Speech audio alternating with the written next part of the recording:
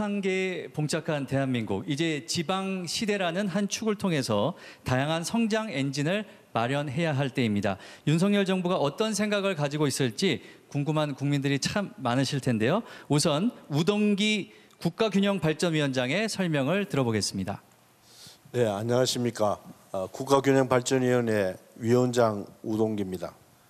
오늘날 우리나라는 인구와 경제 활동의 절반 이상이 수도권에 집중하여 있습니다. 이는 우리나라 성장의 한계에 직면하고 있다는 사실 또한 됩니다. 과거 40년 동안 다양한 정책을 정부들이 추진하여 왔습니다마는 수도권의 집중 현상은 더욱 집중되고 있습니다. 이제 우리는 지방에 새로운 활력을 불어넣어서 그동안 중앙에 집중되어 있던 권력의 구조와 또 국토 공간의 균형 발전을 통해서 새로운 지방 시대를 열어가야 하겠습니다. 정부는 어디에 살든 균등한 기회를 누리는 지방 시대를 만들어 가겠습니다. 이는 자치분권을 통한 중앙 정부 권력의 정의와 공정, 국토 균형 발전을 통한 국토 공간의 정의와 공정을 추구하는 지방 시대입니다.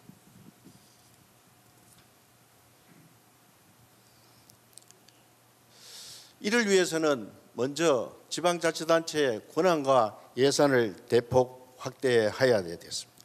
먼저 지방에 필요한 일을 지방 스스로가 해나갈 수 있도록 권한과 재정을 대폭 이양하여 지방자치단체라고 하기보다는 지방정부라고 불리워질 수 있을 정도의 분권화를 추진하겠습니다.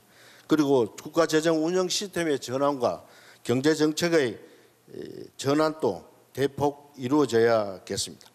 또한 청년들이 양질의 일자리를 창출하고 지방의 산업 생태계를 바꾸기 위해 수도권 기업과 유통 기업들이 지방에 정착할 수 있도록 이때까지 해보지 못한 파격적인 혜택을 부여하여 기회발전 특구를 조속히 추진하도록 하겠습니다.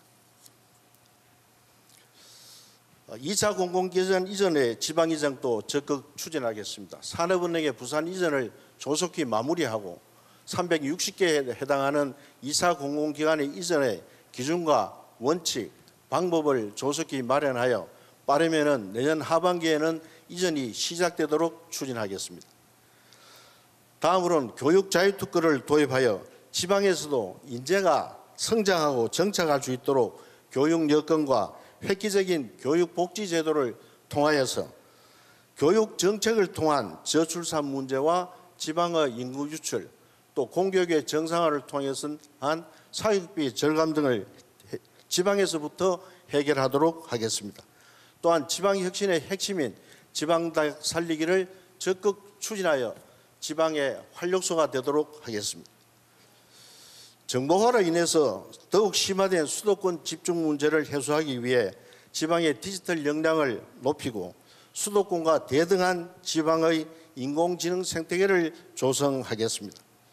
마지막으로 대통령직 인수위원회에서 선정한 지방의 국정과제를 차질 없이 추진되도록 균형발전위원회 안에 특별위원회를 구성하고 지역순회 토론회를 통하여 국정과제 추진의 동력을 마련하도록 하겠습니다. 본격적인 지방시대 출범을 지원하기 위해서 법령과 조직, 계획, 예산 등의 기반을 신속히 정비하겠습니다. 자치분권 및 지역균형발전특별법이 국회에서 제속히 제정되도록 최선을 다하고 지방시대위원회를 세종에서 개청하겠습니다.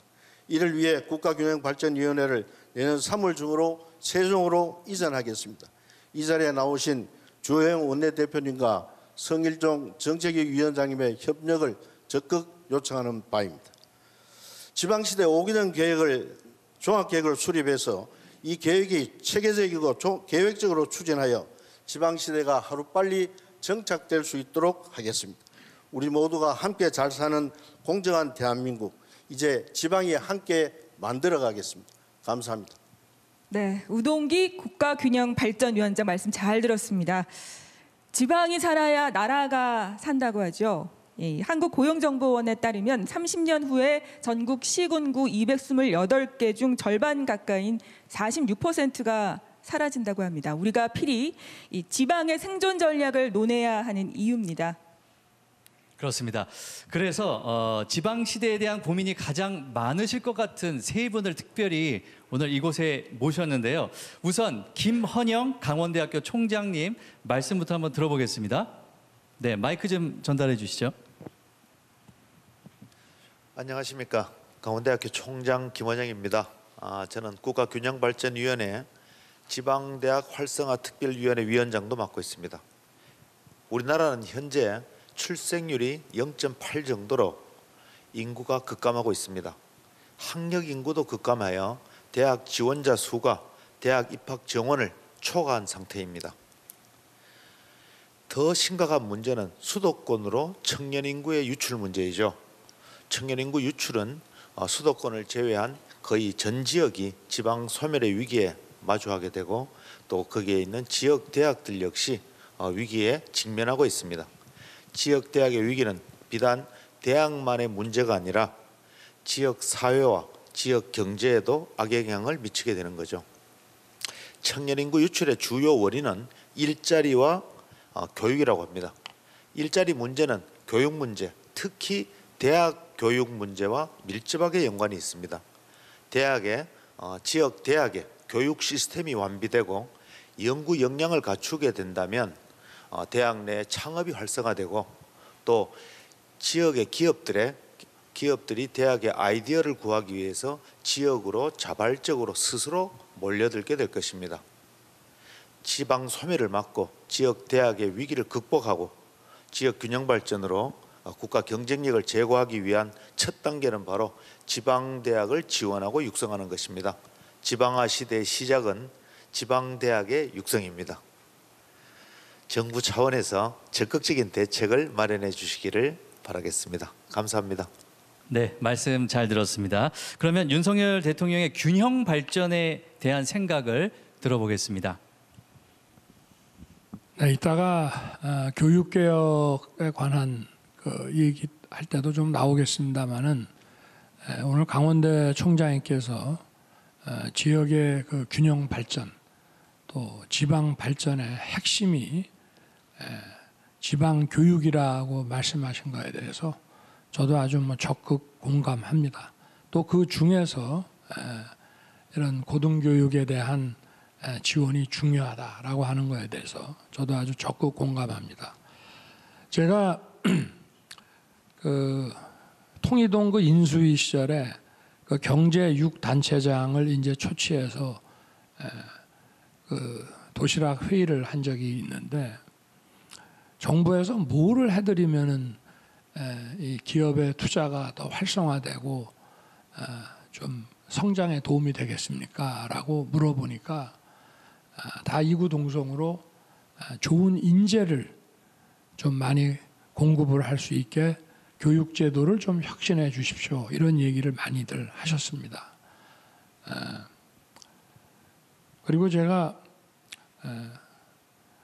그 어느 그 광역 그 도지사님 한 분께서 자기 지역에 땅을 많이 제공해 줄 테니까 어느 기업이 좀 그 자기 지역에 그 공장도 짓고 투자도 할 수 있도록 좀 얘기를 좀 해 주십시오. 이래서 그 기업인들 만난 자리에서 그 제안을 제가 전달을 해드렸습니다. 그랬더니 뭐라 그러시냐면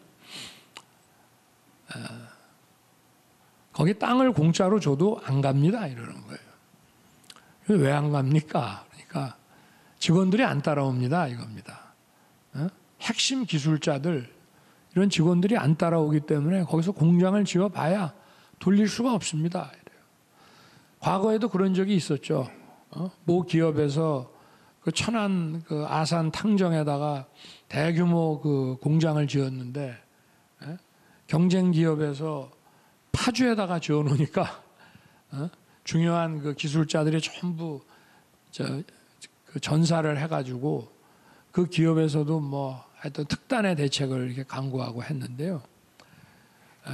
여러 가지 이유가 많이 있습니다. 저도 이 균형 발전에 제일 중요한 것을 교통에 있어서의 공정한 접근, 그 다음에 지방 재정의 자주권 강화, 그 다음에 각 지역에서 비교 우위 산업으로 선택한 것에 대한 중앙 정부의 지원, 이런 것들이 중요하다고 이제 말씀을 드렸고, 이것이 이제 지방 균형 발전의 일반 제가 얘기하는 3원칙입니다.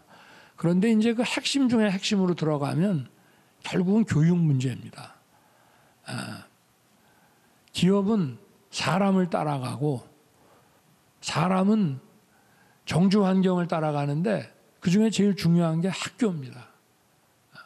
저는 지방의 이 중고등학교에서 이를테면 대기업이 지방에 갔는데 그 지역에 있는 중고등학교에서 수도권의 아이들 못지않게 경쟁력 있는 교육을 시킬 수 있다 그러면은 당연히 저는 간다고 생각합니다. 왜냐하면 저도 공직생활 하면서 전국을 뭐 다 돌아다녔습니다. 팔도를. 그런데 정말 제가 그냥 개인적으로 혼자 살기에는 서울이 제일 못합니다. 공기 좋고 물가 싸고 뭐 다니기 편하고 그런데 이게 자녀를 키우는데 불안한 겁니다. 우리 아이가 회사가 지방으로 내려가서 우리 아이가 거기 가면은 도대체 여기 서울에서 수도권에서 학원이나 학교를 보낼 때가 어찌 이렇게 경쟁력 있는 교육을 시킬 수 있느냐. 그래서 못 가는 겁니다. 그리고 지역의 중고등학교가 좋은 중고등학교, 만족할 만한 교육을 받을 수 있는 학교들이 많이 있다 그러면은 저는 지방대학도 저절로 좋아진다고 봅니다. 과거에 뭐 우리가 옛날 얘기 자꾸 뭐 수십 년 전 얘기해서 뭐 하지만 뭐 대구, 광주, 뭐 부산 이런데 지방 명문고가 있었을 때 그 지역의 국립대나 그 지방대가 상당히 좋았습니다. 그런 게 전부 없어지면서 이게 지방대도 막 인재들 수도권으로 다 유출되고 결국 기업이 먼저냐 학교가 먼저냐 하는 것이 계란이 먼저냐 닭이 먼저냐의 얘기인데 결국은 이 지방 균형 발전의 핵심적인 문제가 교육 문제라고 하는 것을 우리가 인식을 해야 되고 우리 균바리의 강원대 총장님의 이 문제 의식이 저는 매우 아주 정확하다고 저는 생각하고 있습니다. 그래서 원론적인 말씀만 드리면은 중등 교육에 대해서 좀 다양한 그 교육기관이나 교육의 이런 그 수요자들이 좀 선택할 수 있는 그런 그 자유로운 선택을 할 수 있는 기회가 좀 보장이 돼야 된다는 것이고요. 그리고 지방대는 이번에 우리 이주호 장관께서 부임하자마자 지방대학에 관한 교육부 권한을 시도지사에게 넘기겠다. 아주 대단히 저는 뭐 그 좋은 생각이고 저도 늘 이렇게 생각해 왔습니다. 그리고 그 고등교육 이런 특별회계라든지 이런 걸 통해서 대학과 지역의 산업이 같이 가는 거죠. 그렇게 해서 지방대가 육성이 되고 또 지방에 좋은 중고등 학교나 그런 교육 그 시설이 있다고 하면 지방대도 좋은 기업들이 또 많이 내려오고 그렇게 되면 지방대도 함께 그 인재가 일부는 또 다른 데로 외국으로 수도권으로 유출될 수 있겠지만 상당수는 거기 남아서 왜냐하면 이동해 가는 것보다 자기가 쭉 살아온 데 있는 것이 주는 또 혜택과 비교 우위가 많이 있기 때문에 저는 그게 가능하다고 생각하고 있습니다. 그리고 지금 우리 지금 교육부 이주호 장관께서 이제 그 과거에 교육부 장관 한번 하시고 나서 최근에는 이런 그 AI 그 에듀테크를 가지고 지방과 이런 수도권의 교육 격차를 해소하는 연구를 좀 많이 해오셨는데 이런 그 디지털 AI 기술이 또 우리가 현장에 잘 적용을 하면은 우리 학부모들이 좋은 기술자의 가족들이 지방으로 이사를 가도 문제 없겠다는 생각을 하게 되고 그렇게 되면 기업의 이전을 촉진할 수 있지 않느냐. 지금 뭐 예를 들어서 왜 부산시장님 와 계시지만 산업은행 부산 이전 하는데 직원들이 그렇게 반대를 한다고 그럽니다. 아마 부산 하면은 서울 다음으로 큰 도시인데 아이고 이게 뭐 서울에서 아이들 키우다가 이게 부산에 가서 키워가지고 이게 경쟁력 있는 교육을 시킬 수 있겠나. 아니 부산이 저 정도면은 다른 데는 어떻겠습니까? 그래서 이런 지방의 이런 중등교육이 잘 그 좋은 양질의 중등교육을 제공할 수 있는 여건이 되어야만 지방대가 발전할 수 있는 기초가 되고 결국 지방의 중등교육이 기업의 이전과 투자를 가져오고 그것이 다시 지방대를 발전시키고 이런 순환 구조를 갖게 된다고 저는 생각을 하고 있고요. 그래서 이 교육 문제가 우리 지방의 발전과 지역 균형 발전에 가장 핵심적인 거라고 저는 생각합니다. 그래서 오늘 하여튼 뭐 좋은 지적을 해주셨고 이 기업 이전과 관련해서는 또 여러 가지 세제라든지 뭐 이런 다양한 중앙 정부가 부여할 수 있는 인센티브들이 있는데 오늘 뭐 여기 행안부 장관 나오셨나? 그러면 이 기업 이전 인센티브에 대해서 좀 추가 설명을 좀 해주시죠. 저는 뭐 교육 얘기만 했기 때문에. 행정안전부 장관 이상민입니다. 제가 행안부 장관으로 부임한 이후에 그 기업과 정경련들을 방문할 기회가 있었는데요. 거기에서 현장의 목소리를 들어보니까 기업들이 지방으로 이전하는 것을 꺼리는 가장 큰 이유는 우수 인재를 확보하기가 어렵기 때문이라고 합니다. 일례로 현대 엘리베이터의 경우에는 얼마 전에 경기도 이천에서 충북 충주로 이전을 했는데 이전 이후에 R&D 인력들이 다수 퇴사하는 바람에 지금은 다시 R&D 센터의 경우에는 판교로 이전하는 것을 검토 중이라고 합니다. 지자체가 지역 교육 여건을 개선하고 지방 인재를 양성하는 데 핵심적인 역할을 할 수 있도록 지방대학 관련 권한을 지방으로 과감하게 이양하도록 하겠습니다. 그리고 대통령께서 방금 말씀하신 바와 같이 고등교육과 평생교육을 위한 특별회계를 설치해서 지방대 육성, 지역인재 양성에 집중적으로 투자하도록 함으로써 수도권과 지방의 교육 격차를 해소하는 데 큰 힘을 쏟도록 하겠습니다. 그리고 무엇보다도 지역의 인재들이 수도권에 쏠리지 않고 지역에 정착하도록 하기 위해서는 양질의 일자리를 제공할 수 있는 기업들이 지방으로 이전하는 것이 반드시 필요합니다. 그러나 이것은 중앙정부가 할 수 있는 일이 아니고 기업들이 스스로 걸맞는 지역을 찾아갈 수 있도록 정부에서 파격적인 인센티브를 제공해야 됩니다.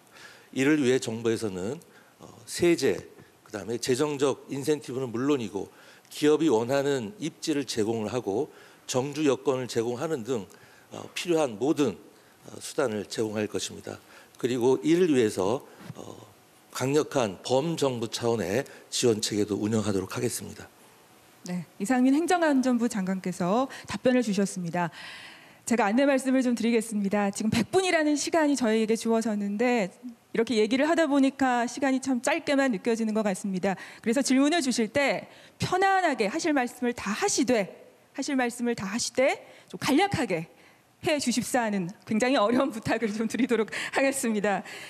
바로 질문 이어가겠습니다. 박형준 부산시장께 발언권 드리겠습니다. 한 말씀 해주시죠. 네, 오늘 제가 듣고 싶은 이야기를 이미 대통령님과 행안부 장관님이 많이 해주셨습니다. 사실 제가 부산시장 맡으면서 왜 부산을 홍콩이나 싱가포르처럼 못 만들었을까? 만약에 그렇게 만들었다면 대한민국이 지금 2개의 바퀴로 굴러갔을 거고, 그럼 남부권 전체가 엄청나게 발전하고 수도권 집중이 매우 완화될 수 있을 것입니다. 한마디로 돈, 사람, 기업, 교육, 문화, 그것의 자율성을 획기적으로 확보해주는 길만이 저는 길이라고 생각합니다. 그런데 그동안 인식은 다 심각하다고 느끼지만 대안을 실제로 실천하는 데는 굉장히 인색하고 또 그 과정에서 중앙 집권적 관료주의가 대단히 심하다는 걸 이 행정을 하면서 절실하게 느낍니다. 한 가지 예로 지금 부시장이나 기조실장 하나도 광역단체장이 임명을 할 수 없는 구조입니다. 어떤 절차를 밟으려면 중앙정부 절차들을 굉장히 복잡하게 밟아야 되고 그 과정에서 기업들이 오는 과정에서 지쳐서 못 옵니다. 그래서 이런 어떤 큰 지금 원칙은 굉장히 잘 세워져 있는데 실질적으로 권한을 획기적으로 빠르게 이양해 주시는 게 정말 이 지방 정부가 스스로의 특성화된 발전을 하는데 가장 중요한 일이라고 생각을 합니다.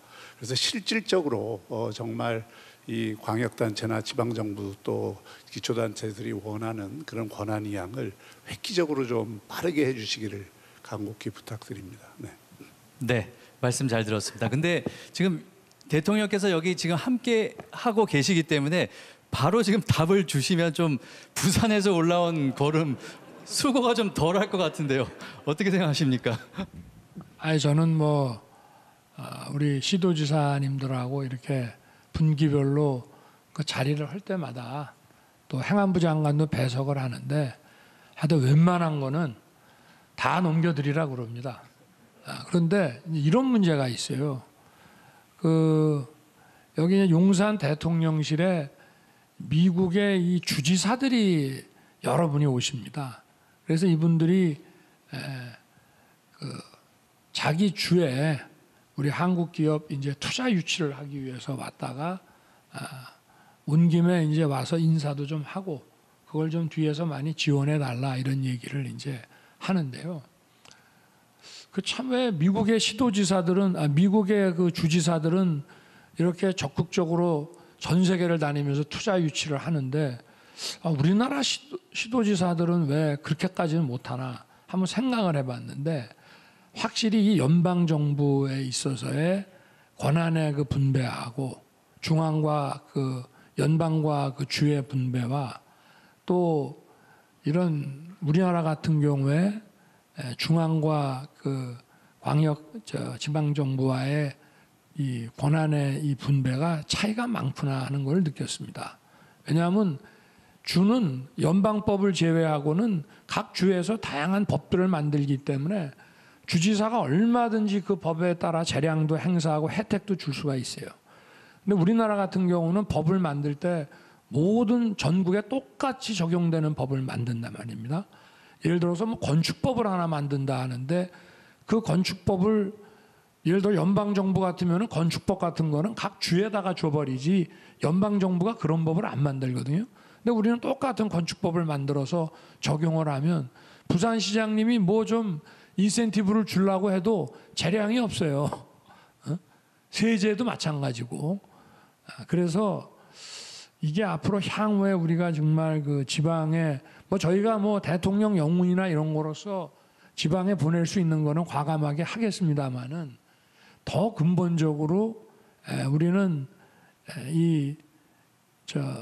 국회에서 법률을 어차피 똑같이 이렇게 만들다 보니까 다양한 이런 행정법규들이 시도지사들이 그 좀 자율적으로 법을 좀 탄력 있게 적용할 수 있는 권한이 근본적으로 없지 않느냐.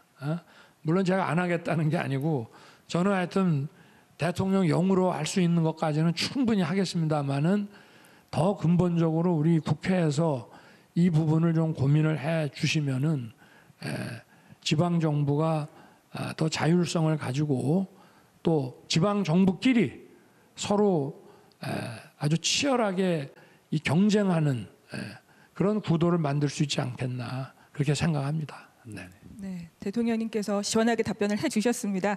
박문규 국무조정실장님께서 추가 설명을 좀 해주시겠습니까? 네, 대통령님께서 지금 강력한 의지를 말씀을 해주셨는데요. 말 그대로 윤석열 정부의 국정 목표 중에 하나가 지방 주도로 발전을 해서 어디서나 살기 좋은 지방 시대를 여는 것입니다. 그동안 오늘도 말씀하셨습니다마는 그 대통령께서 직접 중앙 지방 협력 회의도 주재하시고 또 지방의 재정력을 보강하기 위해서 1년에 1조씩 10년간 지원하는 지방 소멸 대응 기금을 올해 첫 시도를 하고 있고, 또 지역의 투자가 활성화되는 것을 지원하는 기회발전 특구 그런 제도도 지금 마련을 하고 있습니다만은, 부산시장님께서 말씀해 주신 것처럼 결국은 권한과 재량이 있어야 되는데 그것은 아직까지 그 한계가 있는 것은 사실입니다. 대통령께서도 설명을 잘 해주셨습니다만, 마침 지난달에 한덕수 국무총리께서 이 점에 대해서 착안하셔서 지금 중앙 정부가 갖고 있는 권한을 획기적으로 지방에 보낼 수 있는 방안을 만들어내라 숙제를 주셨습니다. 그래서 총리실의 많은 직원들이 각 부처하고 지금 싸우고 있습니다. 그래서 저희가 지금 대통령께서 말씀하신 것처럼 지방대 예산 편성 권한, 또 지방 국립대의 경우에는 정원 조정 권한, 또 환경부의 경우에는 지방 개발 사업 하는데 제일 애로가 되는 게 환경 영향 평가 제도입니다. 그거 결정할 수 있는 권한, 지방 항구의 경우에는 항만 재개발 권한 지자체가 가지고 있으면 더 잘할 수 있다고 봅니다. 이런 것들을 이제 놓는 작업들을 부처하고 지금 하고 있는데 빨리 마무리를 지어서 내년 초쯤에 발표할 수 있도록 지금 작업을 진행하고 있다는 말씀을 드리고요. 한 가지 이제 협의가 완료된 그 규제 완화 사항이 하나가 있는데, 예를 들어서 말씀을 드리겠습니다.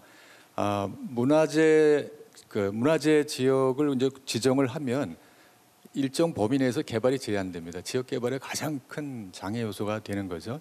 현재 법규에는 문화재로부터 500m, 반경 500m는 개발이 제한되어 있습니다.